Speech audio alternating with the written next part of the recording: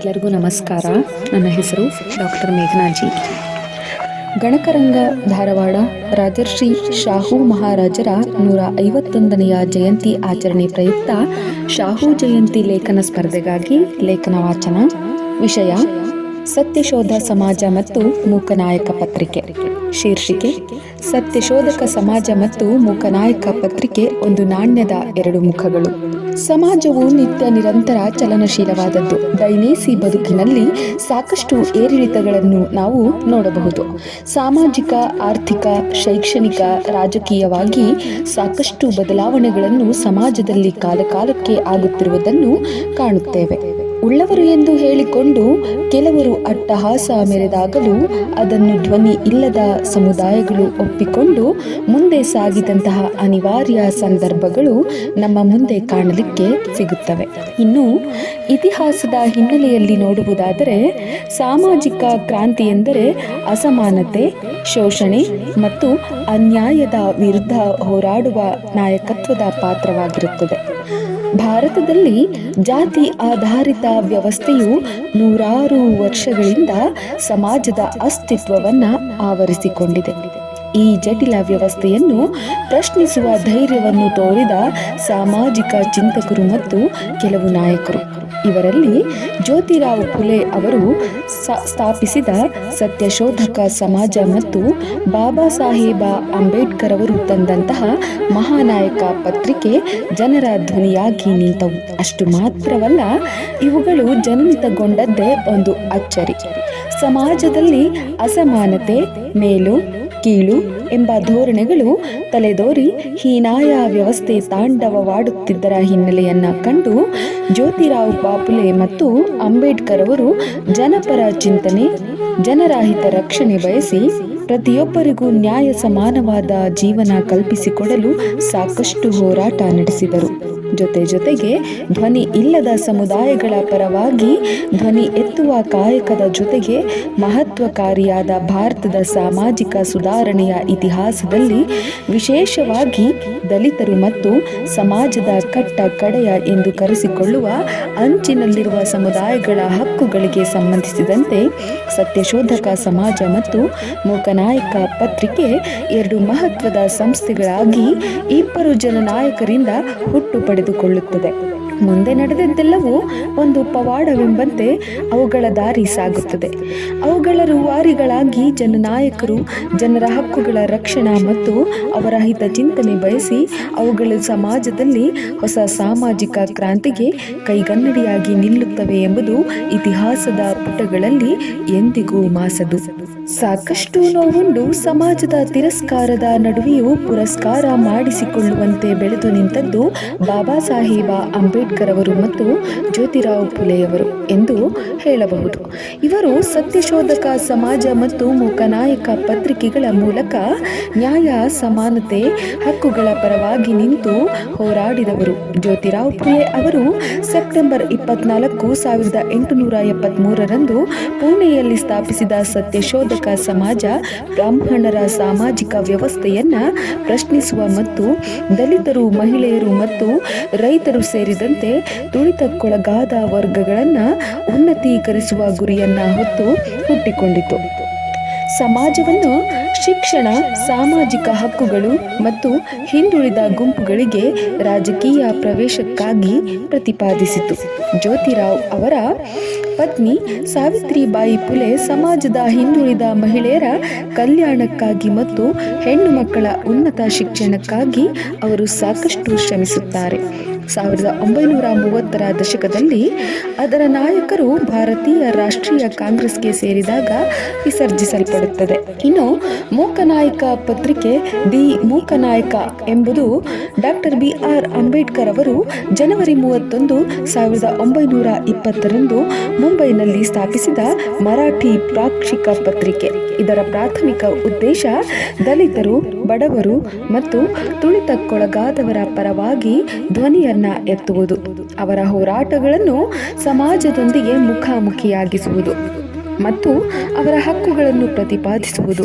ಅದರ ಬೆನ್ನಲ್ಲಿ ಅಂಬೇಡ್ಕರ್ ಮೊದಲ ಸಂಚಿಕೆಯಲ್ಲಿ ಮನೋಗತ್ ಎಂಬ ಶೀರ್ಷಿಕೆಯ ಮುನ್ನುಡಿಯನ್ನ ಬರೆದರು ಮತ್ತು ನಂತರದ ಆವೃತ್ತಿಗಳಲ್ಲಿ ಲೇಖನಗಳನ್ನು ಬರೆದರು. ಹಣಕಾಸಿನ ನಿರ್ಬಂಧಗಳು ಮತ್ತು ಸಂಪಾದಕರೊಂದಿಗಿನ ವಿವಾದದಿಂದಾಗಿ ಮೂಕನಾಯಕ ಪತ್ರಿಕೆಯ ಪ್ರಕಟಣೆ ಏಪ್ರಿಲ್ 1923ರಲ್ಲಿ ನಿಂತು ಹೋಯಿತು ಎಂಬುದು ಮಾತ್ರ ಅರಗಿಸಿಕೊಳ್ಳಲಾಗದ ನೋವನ್ನ ತರುತ್ತದೆ. ಹಾಗಾದ್ರೆ ಜನಪರ ನಿಂತು ಜನಪರ ಕಾಳಜಿಯನ್ನು ವಹಿಸುವ ನಾಯಕರ ಕನಸು ಏನಾಯಿತು ಮುಂದೆ ಎನ್ನುವಂಥದ್ದು ಕೌತುಕದ ಪ್ರಶ್ನೆಯಾಗಿ ಕಾಡುತ್ತದೆ. ಹಾಗಾದರೆ ಮುಂದೇನಾಯಿತು? ಇವೆರಡರ ನಡುವಿನ ಸಂಪರ್ಕ ಹೇಗೆ ಎನ್ನುವುದೆಲ್ಲವನ್ನ ಕೂಡ ತಿಳಿಯುವ ಜರೂರು ಇದೆ. ಸತ್ಯಶೋಧಕ ಸಮಾಜ ಮತ್ತು ಮೂಕನಾಯಕ ಪತ್ರಿಕೆಗಳೆರಡೂ ಭಾರತದ ಸಾಮಾಜಿಕ ಸುಧಾರಣೆಯ ಇತಿಹಾಸದಲ್ಲಿ ಅವಿಭಾಜ್ಯ ಅಂಗಗಳಾಗಿ ಕಾಣಸಿಗುತ್ತವೆ. ಸತ್ಯಶೋಧಕ ಸಮಾಜವು ಜಾತಿ ವ್ಯವಸ್ಥೆಯನ್ನ ಪ್ರಶ್ನಿಸಲು ಮತ್ತು ದಮನಿತರ ಹಕ್ಕುಗಳನ್ನು ಪ್ರತಿಪಾದಿಸಲು ಅಡಿಪಾಯ ಹಾಕಿತು. ಸಮಾಜದ ತತ್ವಗಳಿಂದ ಪ್ರಭಾವಿತರಾದ ಡಾಕ್ಟರ್ BR ಅಂಬೇಡ್ಕರ್ ಅವರು ತಮ್ಮ ಪತ್ರಿಕೋದ್ಯಮ ಪ್ರಯತ್ನಗಳ ಮೂಲಕ ವಿಶೇಷವಾಗಿ ಮೂಕನಾಯಕ ಪತ್ರಿಕೆಯೊಂದಿಗೆ ಈ ಪರಂಪರೆಯನ್ನು ಮುಂದುವರೆಸಿದರು. ಸಮಾಜವು ಶಿಕ್ಷಣ ಮತ್ತು ಕ್ರಿಯಾಶೀಲತೆಯ ಮೂಲಕ ಸಾಮಾಜಿಕ ಸುಧಾರಣೆಯತ್ತ ಗಮನ ಹರಿಸಿದರೆ, ಮೂಕನಾಯಕ ಪತ್ರಿಕೆ ಅಂಚಿನಲ್ಲಿರುವ ಸಮುದಾಯಗಳ ಕಳವಳಗಳನ್ನು ಮತ್ತು ಹೋರಾಟಗಳಿಗೆ ಧ್ವನಿ ನೀಡುವ ವೇದಿಕೆಯಾಗಿ ಕಾರ್ಯನಿರ್ವಹಿಸಿತು. ಈ ಎರಡೂ ಪತ್ರಿಕೆಗಳು ಕೇವಲ ಸುದ್ದಿ ಪತ್ರಿಕೆಗಳಾಗಿರಲಿಲ್ಲ, ಅವುಗಳು ಸಾಮಾಜಿಕ ಬದಲಾವಣೆಯ ವೇದಿಕೆಗಳಾಗಿದ್ದವು. ಜಾತಿ ವ್ಯವಸ್ಥೆ, ಮಹಿಳಾ ಹಕ್ಕುಗಳು, ಶಿಕ್ಷಣ ಮತ್ತು ಸಾಮಾಜಿಕ ನ್ಯಾಯದ ವಿಷಯಗಳಲ್ಲಿ ಜನರಲ್ಲಿ ಜಾಗೃತಿ ಮೂಡಿಸಲು ಪ್ರಮುಖ ಪಾತ್ರ ವಹಿಸಿದವು. ಅಸಮಾನತೆಯನ್ನ ತಾವು ಅನುಭವಿಸಿ ಅದನ್ನು ಮೆಟ್ಟಿ ನಿಂತು ಅದರ ವಿರುದ್ಧ ಧ್ವನಿ ಎತ್ತಿದರು. ಮೂಕನಾಯಕ ಪತ್ರಿಕೆಯ ಮೊದಲ ಸಂಚಿಕೆಯಲ್ಲಿ ಅಂಬೇಡ್ಕರ್ ಅವರು ಹಿಂದೂ ಸಮಾಜದ ಜಾತಿಯ ವಿರುದ್ಧ ತೀವ್ರ ಟೀಕೆಗಳನ್ನು ಮಾಡಿದರು. ಇಷ್ಟೆಲ್ಲ ಆದರೂ ಅದನ್ನು ಮುಂದುವರಿಸಲು ಬೆಂಬಲ ಸಿಗದ ಸಂದರ್ಭದಲ್ಲಿ ಛತ್ರಪತಿ ಶಾಹು ಮಹಾರಾಜರವರು ಬೆನ್ನಿಗೆ ನಿಲ್ಲುತ್ತಾರೆ. ಛತ್ರಪತಿ ಶಾಹು ಮಹಾರಾಜರವರು ಸಾಮಾಜಿಕ ಪ್ರಭುತ್ವದ ರೂವಾರಿ, ಮಹಾನ್ ದಾರ್ಶನಿಕ, ಅಸ್ಪೃಶ್ಯರು ಮತ್ತು ಹಿಂದುಳಿದ ವರ್ಗದವರಿಗೆ ಶಿಕ್ಷಣದೊಂದಿಗೆ ಅಧಿಕಾರದಲ್ಲಿ ಸಮಪಾಲು ಮತ್ತು ಸಾಮಾಜಿಕ ಸ್ಥಾನಮಾನ ದೊರಕಿಸಿಕೊಟ್ಟವರು. ಇವರು ಮುಂದೆ ಇಟ್ಟ ದಿಟ್ಟ ಹೆಜ್ಜೆ ಮತ್ತಷ್ಟು ಬಲ ತುಂಬುವ ಕೆಲಸ ಮಾಡಿತು. 1919ರಲ್ಲಿ ಅಸ್ಪೃಶ್ಯತಾ ಆಚರಣೆ ವಿರುದ್ಧ ಕಾನೂನು ಜಾರಿ ಮಾಡಿದರು. ಶಾಹು ಮಹಾರಾಜರವರು ಸತ್ಯಶೋಧಕ ಸಮಾಜವನ್ನು ಮುಂದುವರೆಸಿ ಸಾಮಾಜಿಕ ಪರಿವರ್ತನಾ ಚಳುವಳಿಗೆ ನಾಂದಿ ಹಾಡಿದರು. 1918ರಲ್ಲಿ ಮಹರ್ ವತನ್ ಪದ್ಧತಿಯನ್ನ ನಿಷೇಧಿಸಿ ಅಸ್ಪೃಶ್ಯರಿಗೆ ವಂಶಾವಳಿಯಾಗಿ ಬಂದಿದ್ದ ಜೀತ ಪದ್ಧತಿಯನ್ನ ನಿಷೇಧಿಸಿದರು. 1919ರಲ್ಲಿ ಜುಲೈ 12ರಂದು ಅಂತರ್ಜಾತಿ ವಿವಾಹ ಕಾಯ್ದೆಯನ್ನ ಜಾರಿಗೆ ತಂದರು. 2020ರಲ್ಲಿ ಜುಲೈ 17ರಂದು ದೇವದಾಸಿ ಪದ್ಧತಿ ನಿರ್ಮೂಲನಾ ಕಾನೂನು ಜಾರಿಗೆ ಬಂತು. 1920ರ ಮೇ 30ರಂದು ನಾಗಪುರದಲ್ಲಿ ಡಿಪ್ರೆಸ್ ಬೆಡ್ಕಾಸ್ಟ್ ಅಧಿವೇಶನವನ್ನ ತಾವೇ ನಡೆಸಿದ್ರು. ಅಷ್ಟು ಮಾತ್ರವಲ್ಲ, ಶಾಹು ಮಹಾರಾಜರವರು ಡಾಕ್ಟರ್ BR ಅಂಬೇಡ್ಕರ್ ಅವರು ಹೆಚ್ಚಿನ ವ್ಯಾಸಂಗಕ್ಕಾಗಿ ವಿದೇಶಕ್ಕೆ ಹೋಗಲು ಧನ ಸಹಾಯವನ್ನು ಸಹ ಮಾಡಿದರು. ಇನ್ನು ಶೂದ್ರರಿಗೆ 50% ಮೀಸಲಾತಿ ತಂದು ಭಾರತದ ಇತಿಹಾಸದಲ್ಲೇ ಮೊಟ್ಟ ಮೊದಲ ಬಾರಿಗೆ ಮೀಸಲಾತಿ ಎಂಬ ಯೋಜನೆಯನ್ನ ಕಂಡುಹಿಡಿದ ಕೀರ್ತಿ ಶಾಹು ಮಹಾರಾಜರಿಗೆ ಸಲ್ಲುತ್ತದೆ. ಮೀಸಲಾತಿಯ ಜನಕ ಛತ್ರಪತಿ ಶಾಹು ಮಹಾರಾಜ್ ಎಂದು ಸಹ ಹೇಳಬಹುದು. ಜ್ಯೋತಿರಾವ್ ಬಾಪುಲೆ ರವರ ಸತ್ಯಶೋಧಕ ಸಮಾಜವನ್ನು ಮುನ್ನಡೆಸುವಲ್ಲಿ ಶಾಹು ಮಹಾರಾಜರವರು ಬಹುಮುಖ್ಯ ಪಾತ್ರ ವಹಿಸುತ್ತಾರೆ. ಸಮಾಜದ ಚಟುವಟಿಕೆಗೆ ಆರ್ಥಿಕ ಮತ್ತು ರಾಜಕೀಯ ಬೆಂಬಲ ಹಾಗೂ ಸತ್ಯಶೋಧಕ ಸಮಾಜದ ತತ್ವಗಳನ್ನು ತಮ್ಮ ರಾಜಕಾರಣದ ಭಾಗವನ್ನಾಗಿ ಮಾಡಿಕೊಂಡರು. ತಮ್ಮ ರಾಜ್ಯವಾದ ಕೊಲ್ಲಾಪುರದಲ್ಲಿ ಸತ್ಯಶೋಧಕ ಚಟುವಟಿಕೆಗಳಿಗೆ ಸಹಕಾರ ನೀಡಿದರು. ಶಿಕ್ಷಣದ ಪ್ರಚಾರ ಮತ್ತು ಶಿಕ್ಷಣದ ಮಹತ್ವ ಸಾರಿದರು. ಶೋಷಿತ ವರ್ಗದ ಮಕ್ಕಳಿಗೆ ಉಚಿತ ಶಿಕ್ಷಣ, ಹಾಸ್ಟೆಲ್ಗಳು ಮತ್ತು ವಿದ್ಯಾಭ್ಯಾಸದ ಸೌಲಭ್ಯಗಳನ್ನು ಸಹ ಒದಗಿಸಿಕೊಟ್ಟರು. ಆರ್ಥಿಕ ಮೀಸಲಾತಿ ನಿರ್ಧಾರ 1902ರಲ್ಲಿ ಅವರು ತಳ ವರ್ಗದವರಿಗೆ ಸರ್ಕಾರಿ ನೌಕರಿಯಲ್ಲಿ ಮೀಸಲಾತಿ ನೀಡಿದ ಮೊದಲ ನಾಯಕರಾಗಿ ಗುರುತಿಸಿಕೊಂಡರು. ಬ್ರಾಹ್ಮಣ್ಯ ವಿರೋಧಿ ನೀತಿ ತಂದರು. ಅನೇಕ ಬ್ರಾಹ್ಮಣ್ಯ ಪ್ರತಿಷ್ಠಿತ ಸಂಪ್ರದಾಯಗಳಿಗೆ ವಿರುದ್ಧವಾಗಿ ಕಾನೂನುಗಳನ್ನು ಬದಲಾವಣೆ ಮಾಡಿದರು. ಉದಾಹರಣೆಗೆ, ಶಾಸ್ತ್ರ ಪಾಠದಲ್ಲಿ ಎಲ್ಲ ವರ್ಗದವರಿಗೆ ಪ್ರವೇಶ. ಅಷ್ಟು ಮಾತ್ರವಲ್ಲ, ಬಾಬಾ ಸಾಹೇಬ ಅಂಬೇಡ್ಕರ್ ಅವರ ಮೂಕನಾಯಕ ಪತ್ರಿಕೆಯನ್ನ ದಕ್ಷಿಣ ಭಾರತದಲ್ಲಿ ಅಂಬೇಡ್ಕರ್ ಚಟುವಟಿಕೆಗಳಿಗೆ ಪ್ರೇರಣೆಯಾಗಿ ಬಳಸಲಾಯಿತು. ಶೋಷಿತರ ಧ್ವನಿಯಾಗಿ ಈ ಪತ್ರಿಕೆಯು ಕಾರ್ಯನಿರ್ವಹಿಸಿತು. ಶಾಹು ಮಹಾರಾಜರವರು ಆರ್ಥಿಕ ಸಂಕಷ್ಟ ಎದುರಿಸುವ ಕಾಲ ಬಂದಾಗ ಈ ಪತ್ರಿಕೆಗೆ ನೆರವಾದರು. ಪತ್ರಿಕೆಗೆ ಆರ್ಥಿಕ ಸಹಾಯ ನೀಡಿದರು.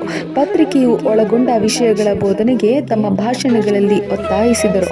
ಅನೇಕ ಸಂದರ್ಭಗಳಲ್ಲಿ ಲೇಖಕರಿಗೆ ಬೆಂಬಲ ನೀಡಿ ಯಾವುದೇ ತೊಂದರೆಯಾಗದಂತೆ ಆತ್ಮವಿಶ್ವಾಸದಿಂದ ಬರೆಯಲು ಪ್ರೋತ್ಸಾಹಿಸಿದರು. ಶಾಹು ಮಹಾರಾಜರು ಸತ್ಯಶೋಧಕ ಚಳುವಳಿಗೆ ರಾಜಕೀಯ ಆಶಯವನ್ನ ಒದಗಿಸಿದರು. ಅದರ ಚಟುವಟಿಕೆಗಳನ್ನು ಸಾರ್ವಜನಿಕ ಹಿತಕ್ಕಾಗಿ ಸಾರ್ಥಕಗೊಳಿಸಿದರು. ಅವರು ಶಿಕ್ಷಣ, ಮೀಸಲಾತಿ ಮತ್ತು ಮಾಧ್ಯಮದ ಮೂಲಕ ಶೋಷಿತ ವರ್ಗಗಳಿಗೆ ಧ್ವನಿಯಾದರು. ಅವರ ದೃಷ್ಟಿಕೋನ ಮತ್ತು ಕಾರ್ಯಗಳು ಜ್ಯೋತಿರಾವ್ ಫುಲೆ ಮತ್ತು ನಂತರದ ಡಾಕ್ಟರ್ BR ಅಂಬೇಡ್ಕರ್ ಅವರ ಚಟುವಟಿಕೆಗೆ ಪ್ರಬಲ ಬೆನ್ನೆಲುಬಾಗಿ ಪರಿಣಮಿಸಿತು. ಸತ್ಯಶೋಧಕ ಸಮಾಜ ಮತ್ತು ಮೂಕನಾಯಕ ಪತ್ರಿಕೆಗೆ ಸಂಕಷ್ಟ ಬಂದು ಬೆಂಬಲ ಸಿಗದೆ ಹೋದಾಗ ಅದರ ಹಿಂದೆ ಚೈತನ್ಯದ ಚಿಲುಮೆಯಾಗಿ ಎರಡರ ಉದ್ದೇಶ ಅರಿತು ಒಂದು ನಾಣ್ಯದ ಎರಡು ಮುಖಗಳಂತಿರುವ ಎರಡೂ ಸಂಸ್ಥೆಗಳನ್ನು ಮುನ್ನಡೆಸಲು ಪ್ರೇರಣೆಯಾದ ಮತ್ತೊಬ್ಬ ನಾಯಕನೆಂದರೆ ಅದು ಶಾಹು ಮಹಾರಾಜ ಎಂದು ಹೇಳಬಹುದು. ಒಟ್ಟಾರೆಯಾಗಿ ನೋಡುವುದಾದರೆ ಮಹಾರಾಜರಾಗಿ ಹುಟ್ಟಿ ಬೆಳೆದರೂ ಸಹ ರಾಜಗಾಂಭೀರ್ಯತೆ ಅಂಗು ತೊರೆದು ಸಾಮಾನ್ಯರ ಬದುಕಿಗೆ ಬೆಳಕಾದವರು ಶಾಹು ಮಹಾರಾಜ್ ಎಂದು ಹೇಳಬಹುದು. ಇವರು ಸಾಮಾಜಿಕವಾಗಿ ಪರಿಣಾಮಕಾರಿಯಾದ ಹಲವು ಕಾರ್ಯಗಳನ್ನು ಮಾಡಿದ್ದು ಜ್ಯೋತಿರಾವ್ ಫುಲೆರವರು ಆರಂಭಿಸಿದ ಸತ್ಯಶೋಧಕ ಸಮಾಜ ಮತ್ತು ಬಾಬಾ ಸಾಹೇಬರ ತಳ ಸಮುದಾಯಗಳ ಧ್ವನಿ ಇಲ್ಲದವರ ಧ್ವನಿಯಾಗಿ ಹುಟ್ಟು ಹಾಕಿದ ಮೂಕನಾಯಕ ಪತ್ರಿಕೆಗಳು ಇನ್ನೇನು ಬೆಂಬಲ ಸಿಗದೆ ನಿಂತೇ ಹೋದವು ಎಂದಾಗ ಸಮಾಜಕ್ಕಾಗಿ ಮಿಡಿಯುವ ಈ ಇಬ್ಬರು ನಾಯಕರ ಮನದಿಂಗಿತವನ್ನ ಅರಿತು ಅವುಗಳನ್ನು ಮುಂದುವರೆಸಲು ಪ್ರೋತ್ಸಾಹಿಸಿ ರಾಜ ತತ್ವಗಳನ್ನು ಉಳಿಸಿ ಸಾಮಾನ್ಯರ ಬದುಕಿಗೆ ಬೆಳಕಾದವರು.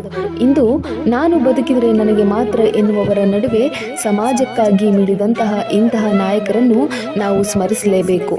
ಇಂಥವರು ಶತಮಾನಕ್ಕೊಬ್ಬರು ಮಾತ್ರ. ನನ್ನ ಪ್ರಕಾರ ಶಾಹು ಮಹಾರಾಜರಂಥವರು ಮತ್ತೊಬ್ಬರ ಒಳಿತಿನ ಚಿಂತೆಯನ್ನ ಮುಂದುವರೆಸಿ ತಮ್ಮ ಆಳ್ವಿಕೆಯಲ್ಲಿ ಅವುಗಳನ್ನು ಜಾರಿಗೊಳಿಸುವುದು, ಬೆಂಬಲಿಸುವುದು ಇದೆಯಲ್ಲ, ಅದು ನಾ ಭೂತೋ ನಾ ಭವಿಷ್ಯತಿ. ಅಂದರೆ ಇಂತಹ ಮಹಾನಾಯಕನಂತ ಅವರ ಕುರಿತಾಗಿ ಹಿಂದೆ ಕೇಳಿಲ್ಲ, ಮುಂದೆ ಕೇಳಲ್ಲ ಎಂದೆನಿಸುತ್ತದೆ. ಅದೇನೇ ಇರಲಿ, ನಮ್ಮ ಈ ಭಾರತ ಭೂಮಿಯಲ್ಲಿ ಇಂತಹ ಮಹಾನ್ ರಾಜಪುತ್ರನಿದ್ದದ್ದು ನಮ್ಮ ಭಾರತೀಯರಿಗೆ ಹೆಮ್ಮೆ ಎನಿಸುತ್ತದೆ. ಇಂತಹ ಮಹನೀಯರ ಕುರಿತು ಒಂದು ದಿನ ಆಚರಣೆ ಮಾಡಿ ಜೈಕಾರ ಹಾಕಿ ಬಿಡುವುದಲ್ಲ, ಇಷ್ಟು ಒಳ್ಳೆಯ ತತ್ವಗಳು ಮತ್ತು ಗುಣಗಳನ್ನು ನಮ್ಮ ಮುಂದಿನ ಪೀಳಿಗೆಯವರಲ್ಲಿ ಬಿತ್ತುವ ಕೆಲಸವನ್ನು ಮನೆ ಮತ್ತು ಶಾಲೆಗಳಿಂದಲೇ ಆಗಬೇಕಿದೆ. ಇದುವರೆಗೂ ಲೇಖನವನ್ನ ಆಲಿಸಿದಂತಹ ತಮಗೆಲ್ಲರಿಗೂ ಧನ್ಯವಾದಗಳು.